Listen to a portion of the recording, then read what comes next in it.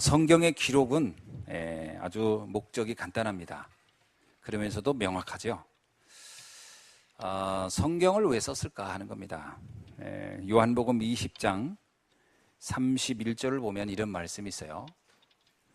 오직 이것을 기록함은 너희로 예수께서 하나님의 아들 그리스도이심을 믿게 하려 함이요. 예수가 그리스도라는 걸 믿게 하려 함이요. 또 너희로 믿고 그 이름을 힘입어 생명을 얻게 하려 함이니라. 우리가 성경을 보는 이유는 간단합니다. 예수가 그리스도로 믿어지게 하는 것이고 그 믿음으로 구원을 얻게 하려는 것이다. 이것이 성경을 기록한 목적입니다. 왜 그러면 예수를 그리스도로 믿어야 합니까? 믿어야 할 이유는 뭘까요? 안 믿으면 어떻게 될까요? 창세기 3장 사건을 우리가 알고 있습니다. 창세기 3장 1절 5절의 기록에 보면 인간은 영적으로 죽음을 맞이하는 사건이 나옵니다. 원래 인간은 영혼을 입고 있는 육체 가운데 영혼이 있는 존재입니다. 그래서 성경은 인간만 영적 존재다. 지상의 모든 피조물 중에 유일하게 인간만 영적 존재입니다. 창세기 1장 27절에 보니까 하나님의 형상대로 인간을 창조했다라고 얘기합니다. 하나님의 형상이라는 말은 하나님의 영적 속성이 인간에게 들어왔다는 거죠. 그래서 인간은 하나님과 소통할 수 있는, 다시 말하면 인간만 하나님을 알 수 있는 거예요. 그게 인간의 아주 특이하고 독특한 창조의 비밀 중에 하나입니다. 그런 인간의 그 영적인 영역이 어떻게 됐느냐? 창세기 3장 사건을 보니까 사단에게 속아서 그 부분이 완전히 상실된 것으로 설명하고 있습니다. 이제 하나님과 함께 할 수 없는 상태가 된 거예요. 창세기 3장 사건 이후에 인간은 더 이상 하나님을 필요로 하지 않는, 하나님을 떠나는 상태가 된 겁니다. 하나님이 인간을 떠난 게 아니고 인간이 하나님을 떠난 것으로 성경은 말하고 있어요. 하나님과 함께하는 비밀을 성경에서는 선악과라는 그 사건으로 우리에게 약속한 겁니다. 에덴 동산의 선악과를 만든 이유는 인간에게 너는 영적인 존재고 너와 내가 함께하는 것을 늘 기억하라 라는 의미로서의 선악과입니다. 그런데 창세기 2장 17절에 보니까 하나님이 이렇게 말합니다. 이 선악과를 내가 먹는 날에는 너는 반드시 죽게 될 것이다. 그건 무슨 얘기냐면요, 그 과일을 먹었기 때문에 죽는다는 말이 아닙니다. 그 먹는다 이 말은 엄밀하게 하나님과의 약속을 저버리면, 그것을 너희가 버리면 이렇게 된 거죠. 우리 결혼할 때 반지를 서로 주고 받지 않습니까? 그 반지 받을 때 반지 이렇게 이제 결혼식 할 때 반지 주고 이렇게 할 때 뭡니까? 이제 이거는 우리가 평생에 부부가 된 서약을 하나의 상징으로 하는 거죠. 근데 만약에 부인이 이 반지 필요 없어 던졌다는 것은 단순히 벗어도 놨다 이런 의미가 아니라 버렸다 이 말은 너와의 약속은 더 이상 필요 없어 라고 했다는 것 같겠죠. 또 남자가 많이 버려버린, 물론 생활하다 보니까 어려워서 팔 수는 있습니다만 그 의미를 말하는 게 아니고, 저도 반지 다 생활이 어려워서 다 팔아버렸어요. 그거 말고 이건 가치 없어, 의미 없어, 버린다라고 하는 개념은 너와 나의 부부의 어떤 관계가 깨졌다는 얘기잖아요. 그 얘기를 말하는 거죠. 이 선악과는 하나님과 우리 사이에 일종의 계약을 체결하는 일종의 계약서 같은 거였습니다. 이걸 인간이 버렸다는 거예요. 먹었다 이 말은 상징적인 표현이고요. 선악과라는 말도 그런 겁니다. 무슨 굉장한 비싼 과일이 있었다는 뜻이 아니죠. 선과 악을 구분하는 어떤 심벌이 있었다 이 말입니다. 선과 악을 구분하는. 자, 그것이 이제 인간이 하나님을 떠난 사건이죠. 근데 그때 인간이 그냥 떠난 게 아니에요. 사단에게 속아서 떠난 거죠.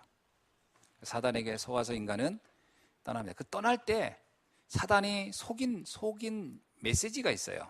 그 메시지가 뭐냐? 네가 스스로 네 운명의 주인이 될 수 있다. 그것이 하나님을 떠나는 근본적인 이유였습니다. 내 인생의 주인은 나라는 거죠. 거의 다 그렇게 생각하죠. 내 인생의 주인은 나다.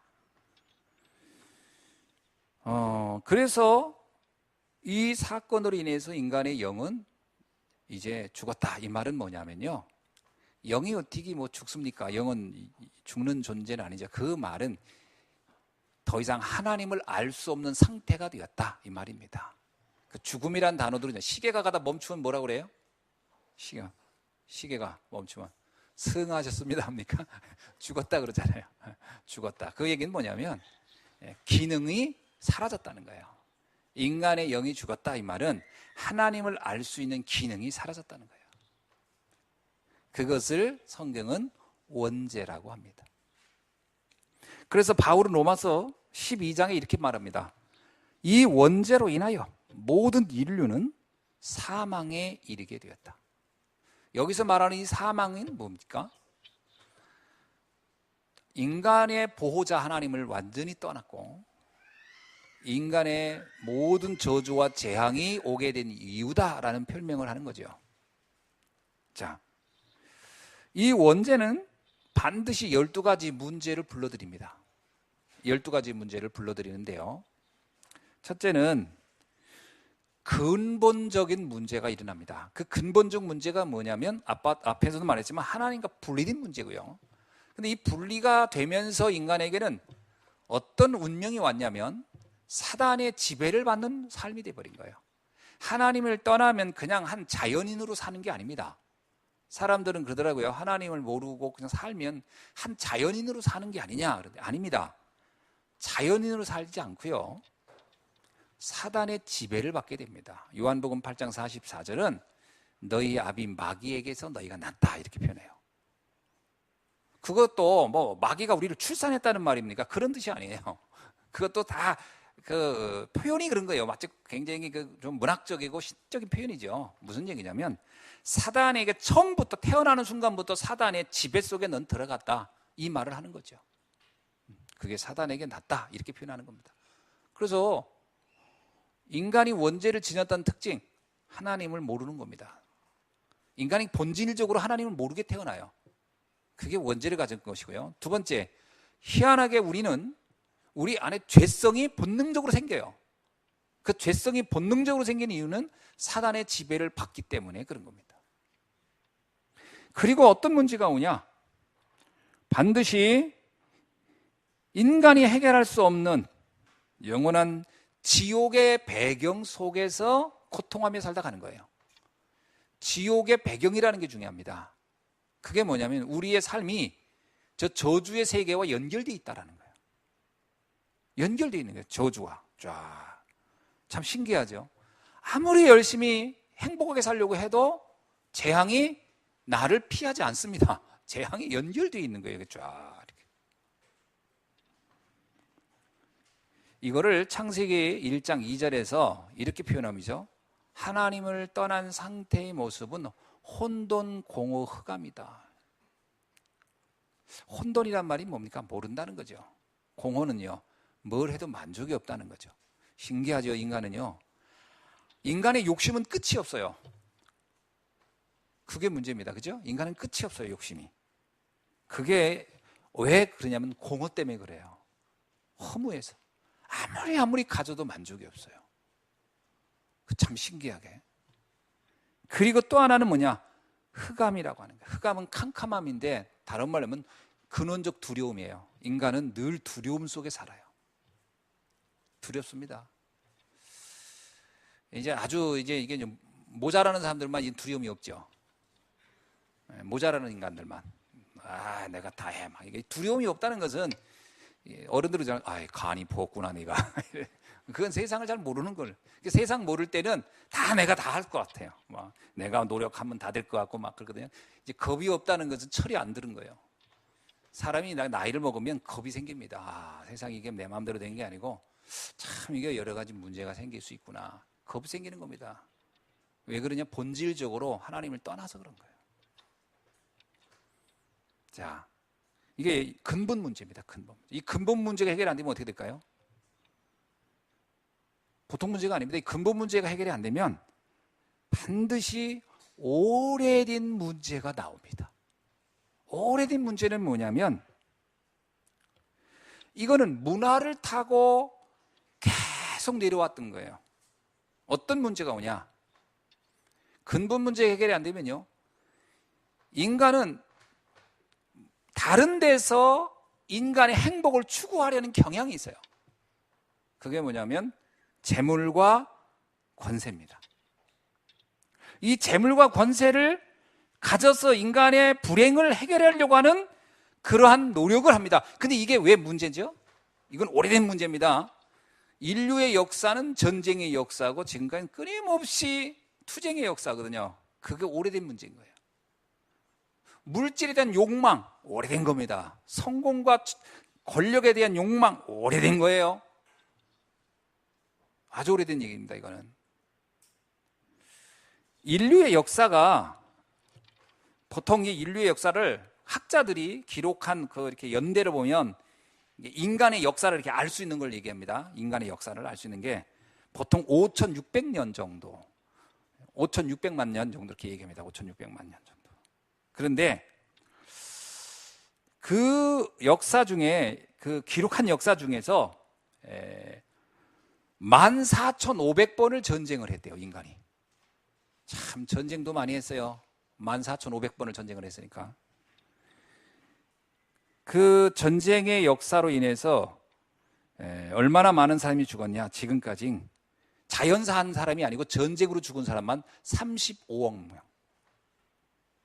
35억이 전쟁으로 죽은 거예요. 20세기 들어와서도 전쟁으로 죽은 사람 수가 9억 명이에요. 9억. 많이 죽었죠. 학자들이 이렇게 얘기합니다. 지금까지 인류의 역사 속에 지구상에 전쟁이 한 번도 없었던 기간은, 그건 뭐 학자들이 따라 좀 다르겠는데 284년밖에 안 된대요. 전쟁이 없었던 기간은.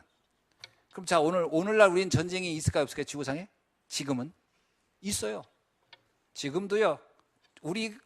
지금 우리가 있는 여기만 전쟁이 좀 조용하지, 지구 비행기 타고 조금만 가보면 전쟁하고 있는 지역이 곳곳에 많아요. 계속 포성은 울리고 죽고 합니다. 뭐 IS도 다 사라진 게 아니더라고요. 뭐 필리핀에서는 여전히 내란이 있고, 뭐 여러분 잘 알고 있지만 인도와 파키스탄 또 분쟁하고, 이스라엘, 이라크 계속하고, 전쟁이 멈춰져 있지 않아요. 계속합니다. 그러면 강대국도 안 하는 거 아닙니다. 강대국 다 개입해 있어요. 군인들 다 보내 있고, 거기에서 군사물자 계속 소비되고 있고, 그러면서 계속 재래 물자 소비되고 새로운 물자 만들고, 계속 군사물자가 전 지구상에서 계속 이 경제를 만들어가고 있어요. 전쟁은 멈춘 적이 없어요. 멈춘 적이 없다니까. 이게 왜 그러냐? 인간이 가지고 있는 그 탐욕. 근본 문제에서 출발된 오래된 문제.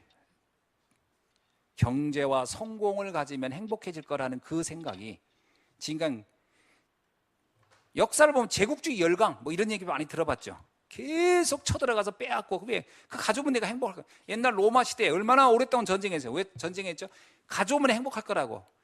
오랫동안 영국이 전 세계 식민지였습니다. 왜죠? 뺏어오면 행복할 거라고.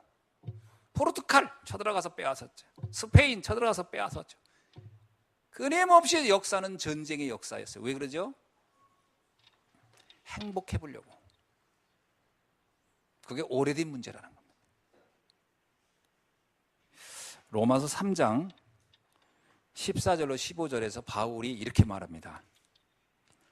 저주와 악독이 그 앞에 있고 그들의 발은 피 흘리는 데 빠르다.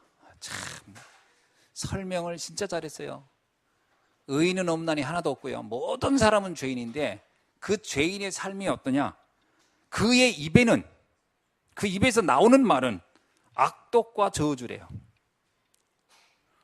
그리고 그의 발은 피 흘리는데 빠르대요.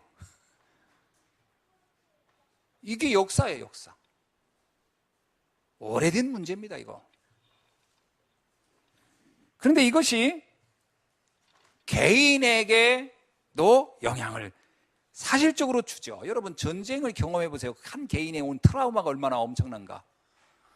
그죠? 이런 허무, 혼돈, 공허가 개인의 삶은 어떻게 영향을 줘? 그걸 이제 영적 문제라고 하는 겁니다.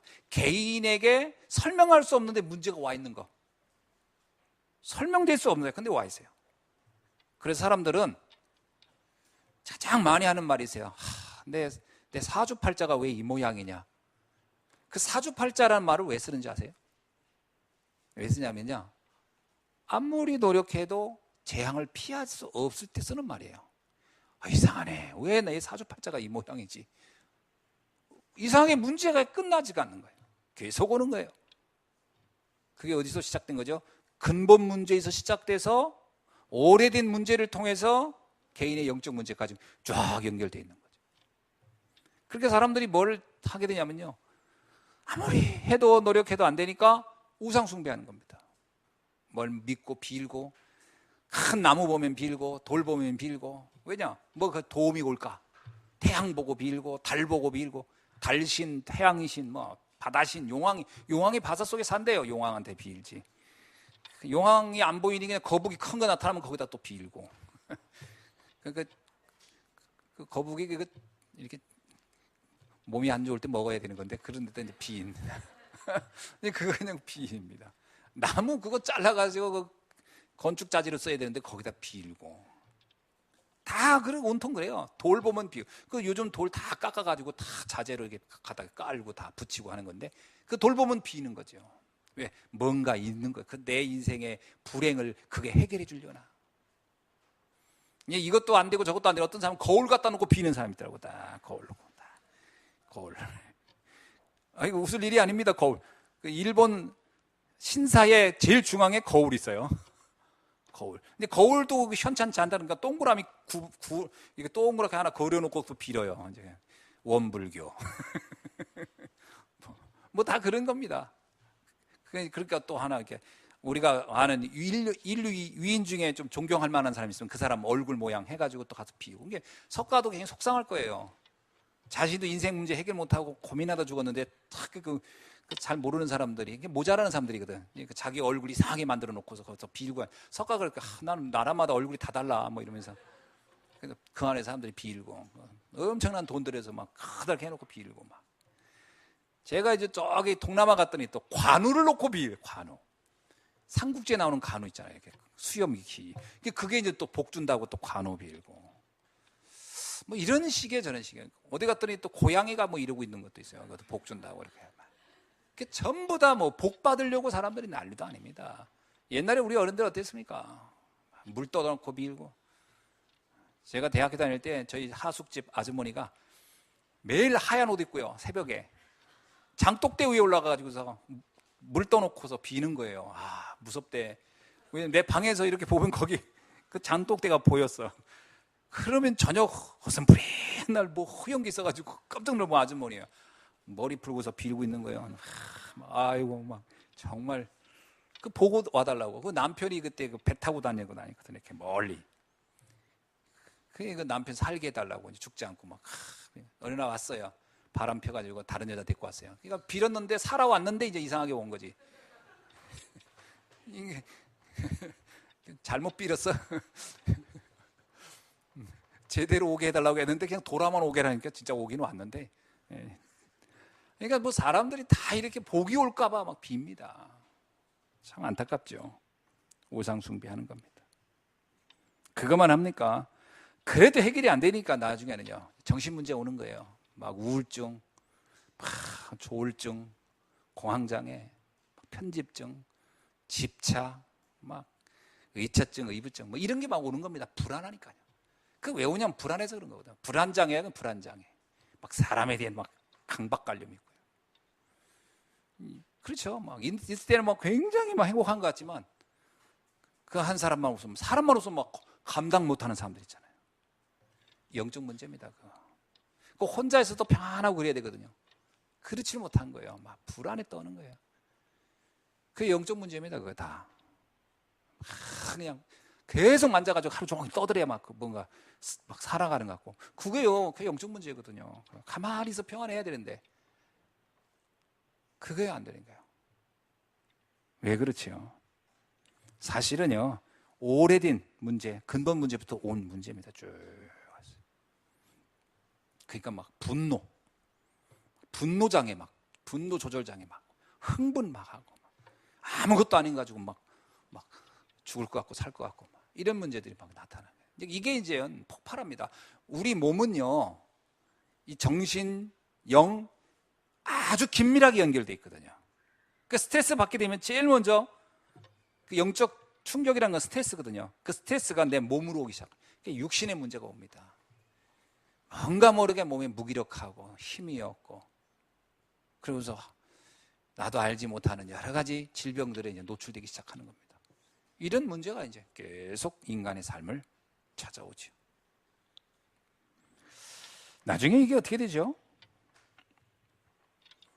결국은 모든 인간은요, 히브리서 9장 27절에 있는 것처럼 한 번 죽게 돼 있습니다. 그리고 심판을 받게 됩니다. 인간의 영혼은 죽음으로 끝나지 않았어요. 심판을 받습니다.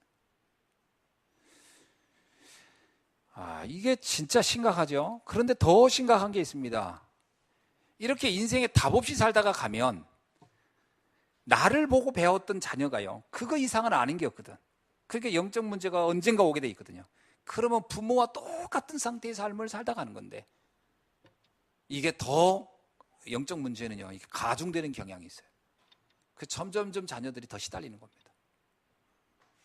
그러니까 이 부분을 우리가 근본적으로 답을 내지 않으면 한 나라도, 인류도, 가문도, 가정도, 개인도 완전히 다 황폐해져 버리는 거죠. 이게 하나님 떠난 세상입니다. 그럼 이게 사단의 전략입니다. 전 인류를 계속 전쟁하게 만들어. 이게 사단의 전략이에요. 전 가정과 가문의 끊임없는 문제로 고민하게 만들어. 개인을 끊임없이 시달리게 하는 거, 이게 사단의 전략입니다. 그러면 문제가 있기 때문에 우리 시달린다고 생각하잖아요. 근데 이 문제를 조절하고 뛰어넘을 수 있는 힘만 있으면 상관이 없거든요. 근데 이 힘을 우리가 갖고 있지 못한 거죠. 왜? 그걸 넘어설 수 있는 힘은 하나님으로부터 올 힘밖에 없어요. 그 문제를 조절할 수 있는 힘은 하나님으로부터 주는 것밖에 없어요. 그거 외에는 방법이 없어요. 어떤 사람이 그러더라고요. 세상에 문제가 너무 많아서 그래요. 문제 없으면 좋겠어요. 문제 없으려면 방법은 하나밖에 없어요. 문제 없는 세상에 사는 방법은 딱 하나밖에 없어요. 주님 앞에 가는 겁니다. 그 외에는 문제가 있을 수밖에 없어요. 그걸 뛰어넘고 그것을 조절할 수 있는 힘이 내게 있으면 아무 문제 없거든요. 그 힘은 하나님께로만 옵니다. 근데 우리는 하나님께 올 수 있는 그 통로가 막혀버린 거예요. 하나님이 우리를 도울 수 있는 길이 없는 거예요. 왜? 우리가 하나님을 찾지를 않고 하나님을 알지 못하기 때문에.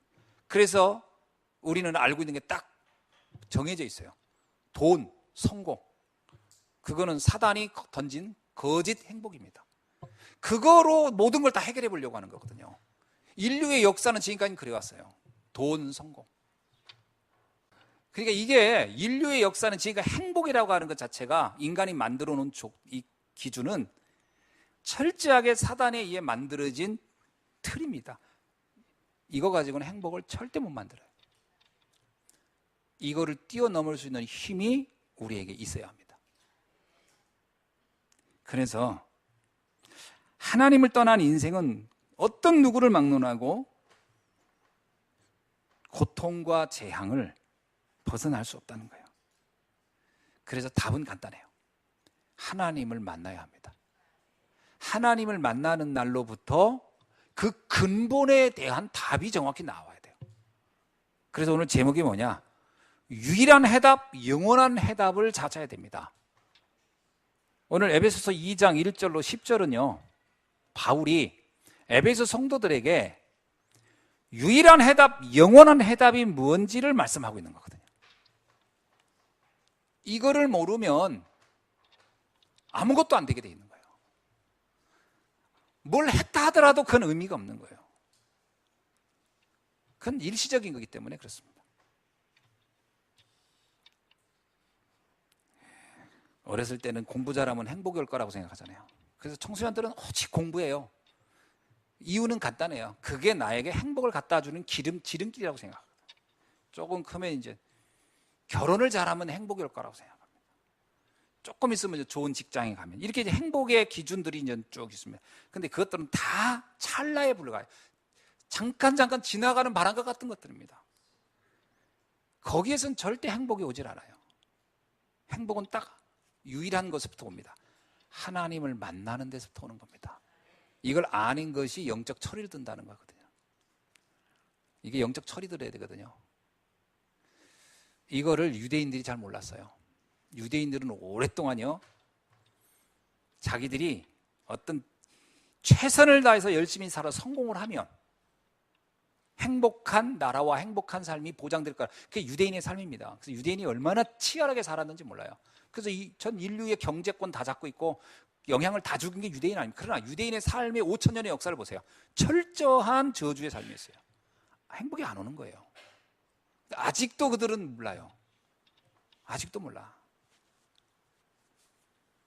이제 그 유대인들의 삶에 속아가지고 수많은 사람들이 그게 행복인 줄 알고 따라왔죠, 지금까지. 어느 날 보니까 아닌 거란 말이에요. 그 다음에 아니니까 거기서 오는 멘탈이 오는 거예요. 멘탈이 붕괴가 되는 거예요. 허무해지는 거예요. 왜?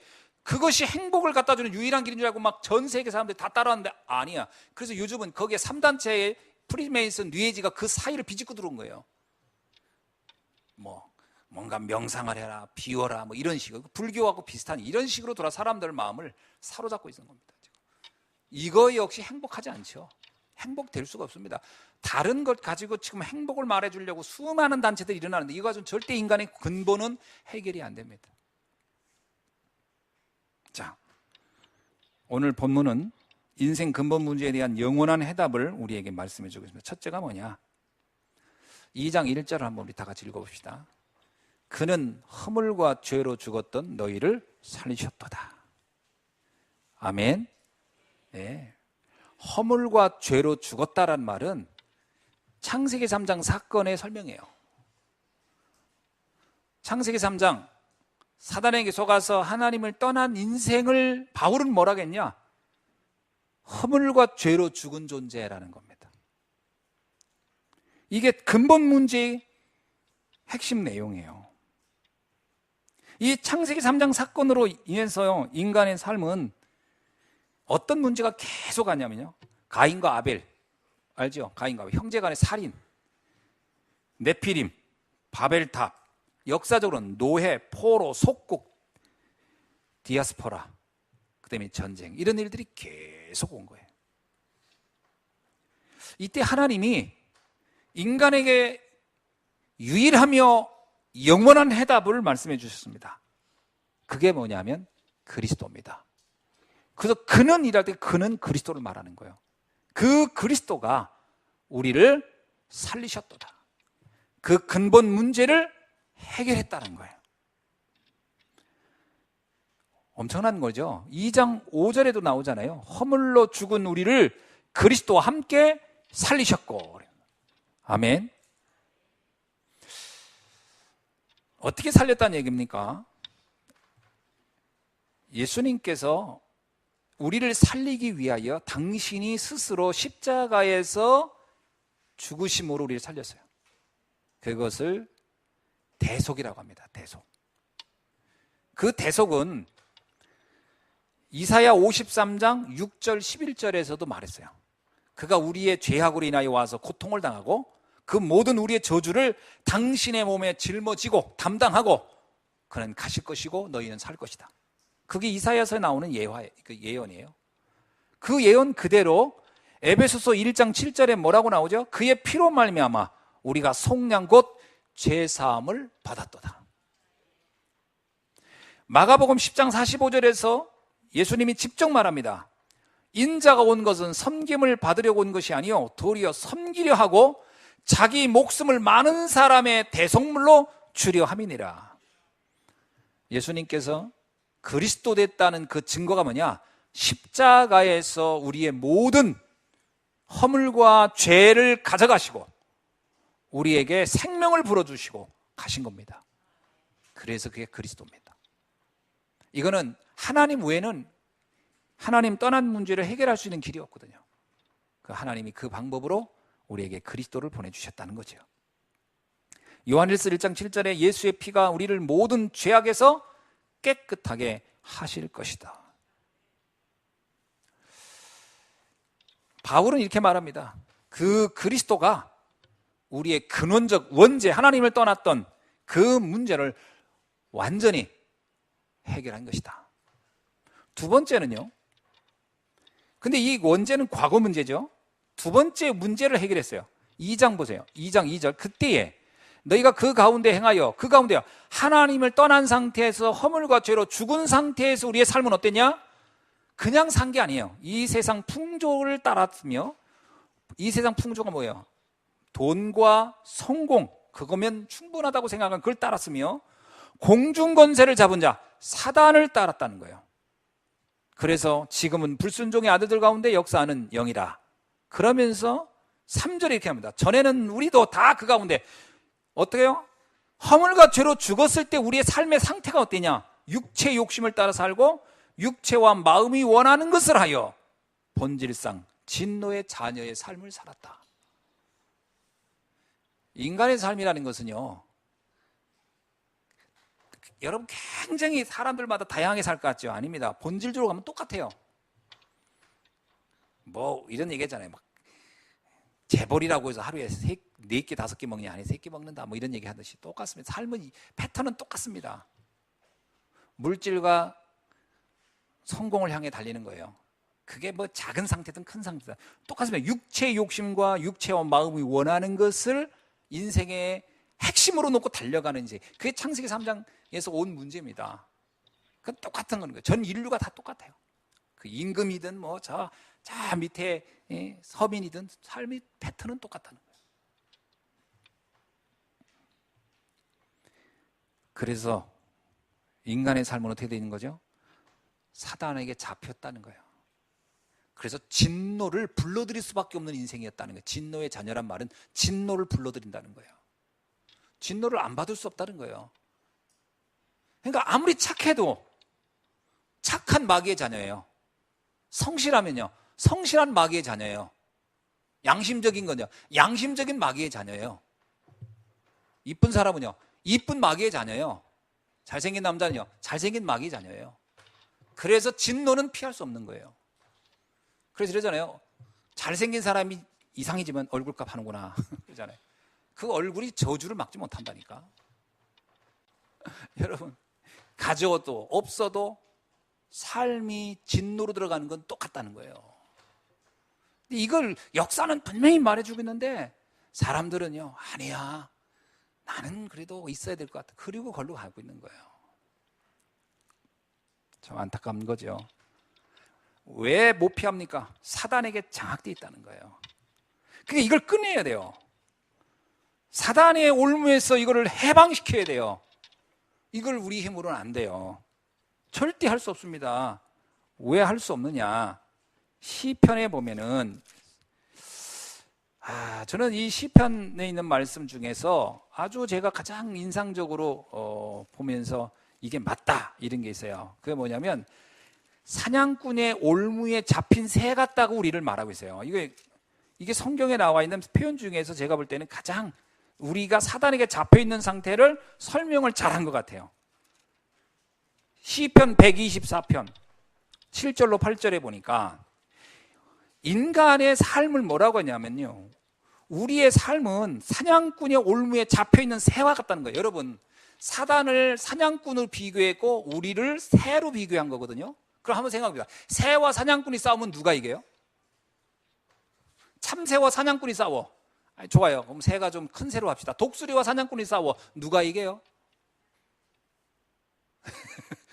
독수리가 제 할머니 발톱 있고 뭐 했다고 해도 사냥꾼 총 앞에서는 그냥 한 방이면 박제되는 거예요.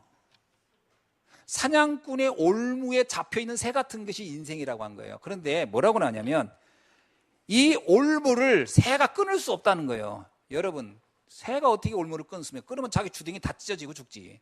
못 끊어요. 그래서 뭐냐고 하냐면 사냥꾼보다 강한 자가 와서 올무를 찢어줘야 되는 거예요. 그래서 우리는 그 올무에서 해방된 새와 같다는 거예요. 누가 끊어줬다는 거예요? 하나님이 끊어줘야 된다는 거예요. 그 비밀이 그리스도입니다. 그리스도만 사단을 결박할 수 있거든요. 그래서 예수님이 거라사 지역에 귀신 들린 사람한테 왔을 때 귀신이 뭐라고 합니까? 귀신 들린 사람이 다윗의 자손 예수여 왜 나를 괴롭힙니까? 그랬어요. 예수님이 오기만 했는데도 괴롭힌다고 난리친 거예요. 그 제자들이 그러잖아요. 주님의 이름으로 외쳤더니 귀신이 다 떠납니다. 예수님이 당연한 거 아니냐? 그렇죠.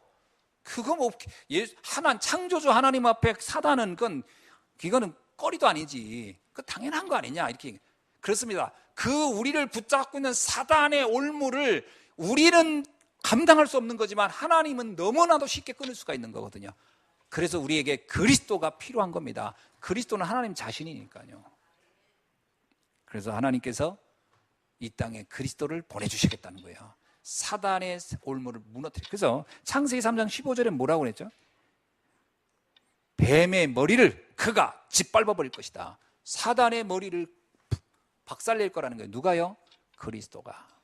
그래야 우리가 거기서 해방된다는 거예요. 왜 우리가 예수 그리스도를 내 구주로 영접하고 삽니까? 사단이 나를 건드리지 못하게 하기 위해서예요. 여러분, 우리가 예수 그리스도를 정말 믿을 때 사단은 나를 건드리지도 못하고 나를 절대로 재앙으로 끌어가지 못하는 줄로 믿습니다. 여러분, 예수는 그리스도입니다. 참 왕으로 오셔서 사단의 세력을 박살낸 분이 그리스도이십니다. 그래서 요한일서 3장 8절에 하나님의 아들이 나타난 것은 마귀의 일을 멸하려 하심이니라. 우리를 저주와 재앙으로 끌어가려고 하는 모든 흑암의 세력은 이 그리스도의 권세 앞에 단번에 영원히 사라지게 될 줄로 믿습니다. 세 번째 에베소 2장 6절은 뭐냐? 이렇게 나옵니다. 다 같이 읽어봅시다. 또 함께 일으키사 그리스도 예수 안에서 함께 하늘에 앉히시니. 아멘. 우리의 미래가 보장됐다는 거예요. 그분은 우리의 미래에, 우리는 지옥에 갈 사람이었는데, 우리는 지옥에 갈 수밖에 없는 운명이었는데 주께서 우리의 모든 저주와 죄를 사하심으로 인하여 우리는 천국에 갈 자격을 받았다는 거예요. 그래서 우리의 미래 문제가 끝난 거다. 천국은 누가 가냐면요, 이 땅에서 착하게 열심히 산 사람이 천국 가는 게 아닙니다. 아무리 착하게 살아도 천국 갈 만큼 착한 사람은 없어요. 맞죠? 자, 아무리 열심히 살아도 천국 갈 만큼 착한 사람은 없어요. 천국은 죄가 없는 사람이 가야 되지. 죄가 이만큼 있으면 천국은 못 가요. 그러니까 우리 보고 열심히 착하게 살아 천국 가라, 그러면 거의 다 저주받으라는 말과 같은 얘기예요. 천국 갈 사람이 없어요. 지옥은 누가 갑니까? 죄가 많은 사람이 갑니까? 아닙니다. 죄가 있는 사람은 다 가는 거예요. 죄가 많든 적든, 이만큼 죄 있든 이만큼 죄가 있든 죄 있는 사람은 다 지옥 가는 거예요. 그러니까 천국과 지옥은 완전한 죄가 없는 사람이 가 천국이고, 죄가 조금만 있는 사람은 다 지옥 가는 거라면 우리는 천국에 갈 조건이 하나도 없는 거예요. 그래서 성경이 뭐냐? 우리는 저주받아 마땅한 존재였다란 말이 맞아요. 하나님을 떠난 이후에 인간은 천국에 문턱도 갈 수가 없어요. 그런데 그리스도께서 오셔서 우리의 모든 죄를 단번에 영원히 십자가에서 해결했으므로 우리는 천국 갈 자격을 받게 된 겁니다. 이걸 은혜라고 하는 거예요. 우리의 행위로는 천국에 갈 수 없어요. 우리의 노력으로는. 그러나 하나님의 은혜로 천국에 갈 수 있는 거예요. 이거를 용서받은 의인이라고 하는 겁니다. 우리는 죄인이었는데 그분의 은혜로 용서를 받은 거예요. 저는 이게요, 깨달아졌을 때 얼마나 감사한지 몰라요. 우리가 아무리 몸부림을 친들 천국에 갈 조건이 되냐? 못 갑니다. 그래서 아예 어떤 종교는요, 제가 아는 분이 미국에 가서 신앙생활 하다가 왔는데, 제가 이번에 오늘 목사님 통해 들었어요. 그 목사님 친구래요. 천안에 있는 목사님 친구인데 미국에서 한 20년 살다가 오셨대요. 그래서 돈을 좀 많이 벌어가지고 와가지고 이분이 여기 와가지고 좀 뭐 여기저기 투자하고 그러다가 이제 좀 어려워졌나 봐요. 그래가지고 겨우 뭐 집 하나 남고 다 날렸대. 굉장히 돈을 벌었는데, 그래가지고서 그 어려운 상황에 있어가지고 낙심이 된 상태에 있더래. 그래서 찾아갔대요. 찾아가서 이렇게 같이 식사하면서 얘기를 했대. 그랬더니 하는 얘기가, 거기 이제 친구들이 또 몇 명을 불렀대요. 그랬더니 그 친구들 중에 뭐 신앙 얘기하고 그러니까 자기가 목사인데도 자기한테는 얘기하라고 하지 않고 본인이 설명하는데 뭐냐면 우리는 예수님만 믿으면 천국에 가는 거야.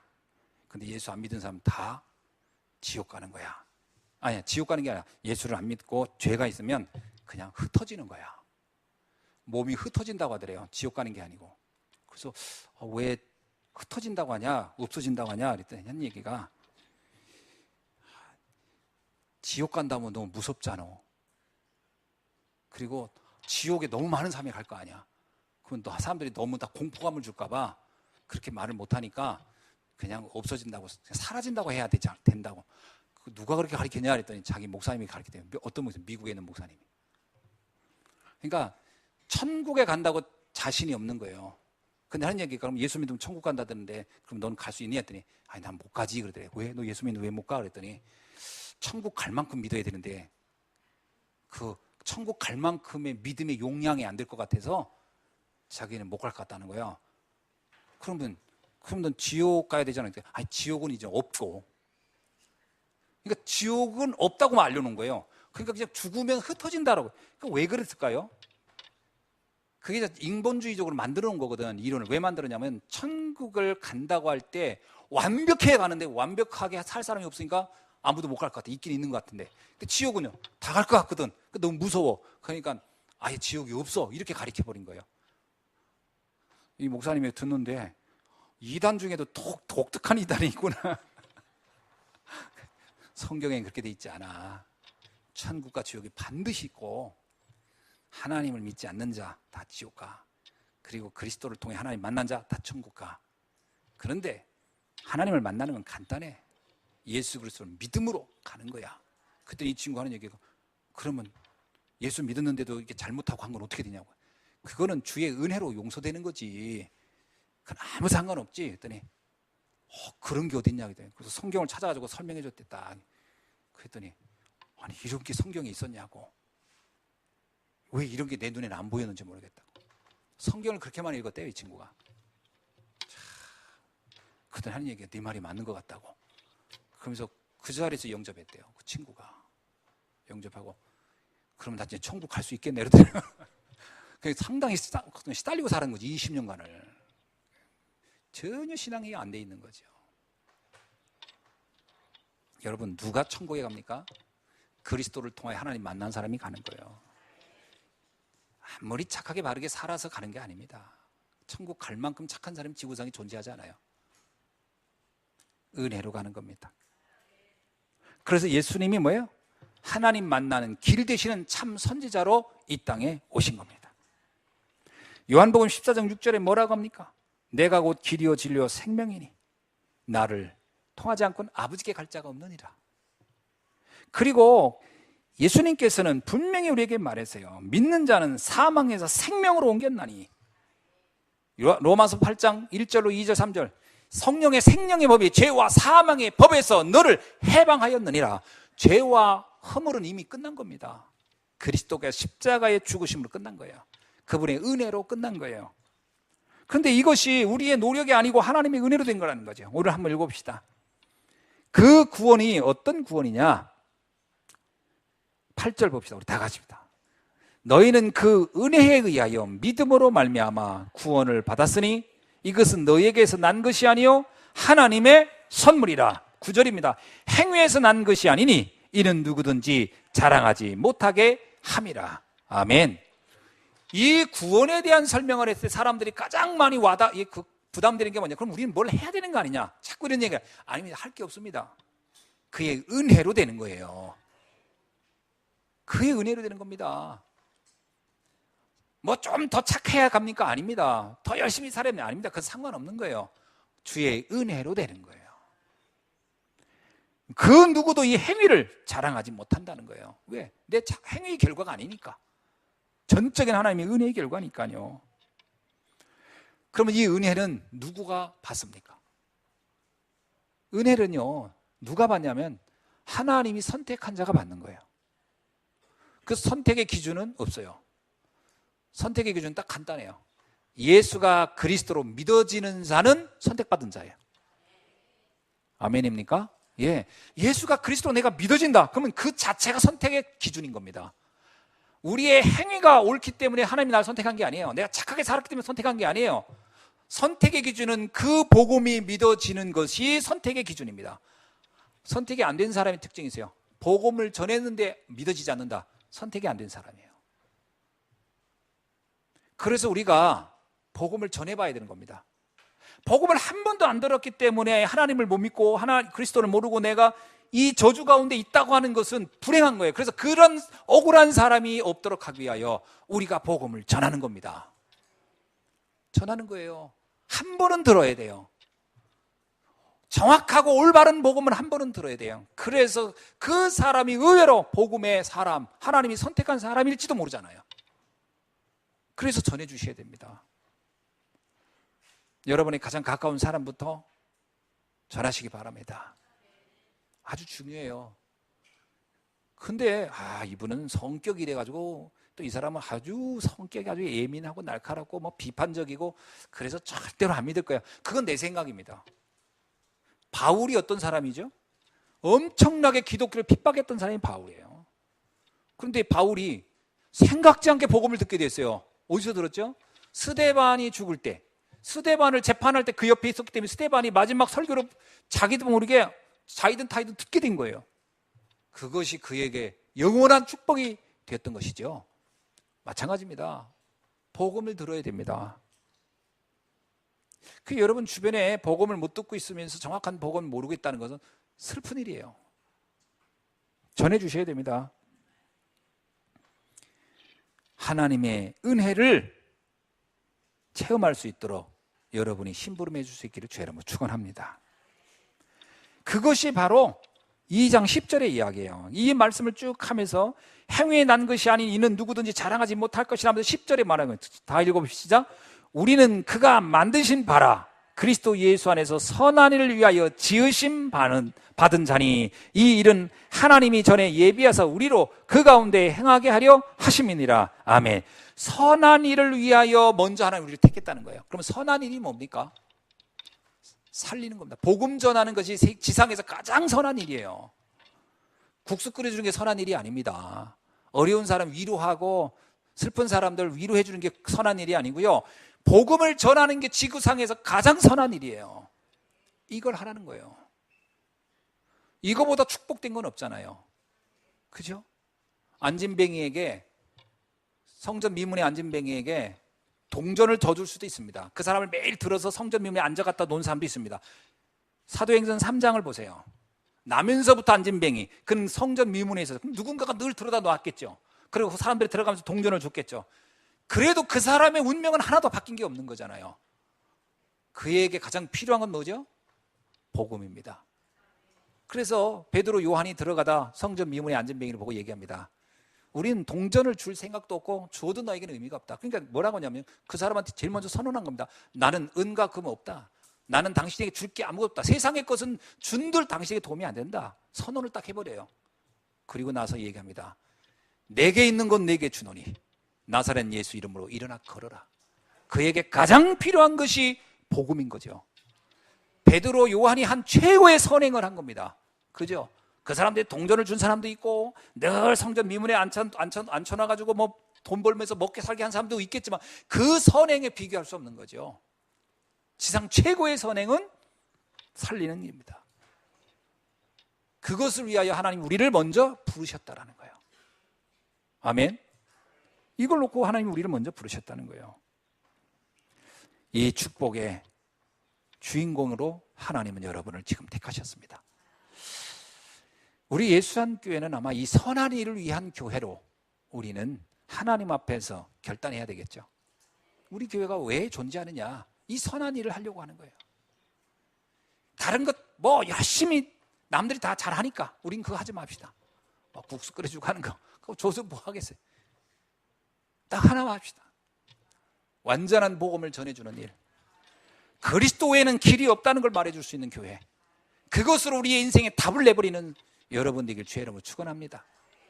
그때부터 우리의 인생은요, 하나님이 주신 엄청난 성령의 역사 속에 예루살렘, 유다, 사마리아 땅끝까지 이르러 복음의 증인이 되는 세계 복음화의 주역의 응답을 받게 될 줄로 믿습니다. 우리의 인생은 여기에서 복음 들고 이렇게 조용히 이렇게 사는 것으로 끝이 아니에요. 하나님 우리에게 땅끝까지 가라는 거예요. 예루살렘에 있던 그 초대교회 성도들은 다 생활이 어려운 사람들입니다. 근데 그들에게 하나님이 어마어마한 미션을 줘요. 너희는 복의 근원이며 모든 민족을 살릴 사람이며 땅끝까지 가라는 거예요. 모든 피조물들은 지금 너희를 오기를 고대하고 있다는 거예요. 그렇죠? 우리가 가지 않는다면 이 답을 얻을 수 있는 사람들이 답을 못 들을 거 아닙니까? 그래서 이 시대의 세계복음화의 주역으로 하나님은 저와 여러분을 부르신 줄로 믿습니다. 내가 산업하는 이유, 거기 있어야 돼요. 내가 공부하는 이유, 거기 있어야 됩니다. 내가 기업을 하는 이유, 거기 있어야 돼요. 내가 가정을 이루는 이유, 그 목적이 거기 있어야 됩니다. 그냥 부부 사이 좋게 잘 지내는 거, 그것 그렇게 원하는 대로 잘 안 됩니다. 부부 사이라는 것도요, 그게 노력한다고 되는 것도 아니에요. 흑암이 공격 한번 하면 한순간에 깨지는 겁니다. 가정 아무 힘 없습니다.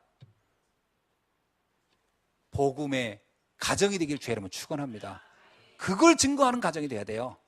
그래야 하나님이 그 가정을 천군 천사를 파송하여 어떤 흑암의 세력도 건드리지 못하도록 지키시고 보호하여 미션홈의 응답, 세계복음화의 산실이 되는 축복을, 그리고 복음의 명문가의 축복을 우리 자녀들에게 허락할 줄로 믿습니다. 기도하겠습니다. 하나님 감사합니다. 오늘 이 축복을 오늘 우리가 정확하게 알고 오직 예수는 그리스도임을 고백하며 그 비밀을 전하는 세계복음화의 주역의 응답을 받는 모든 우리 예수한교회 성도님들이 되게 하옵소서. 살아계신 주 예수 그리스도의 이름으로 기도하옵나이다. 아멘.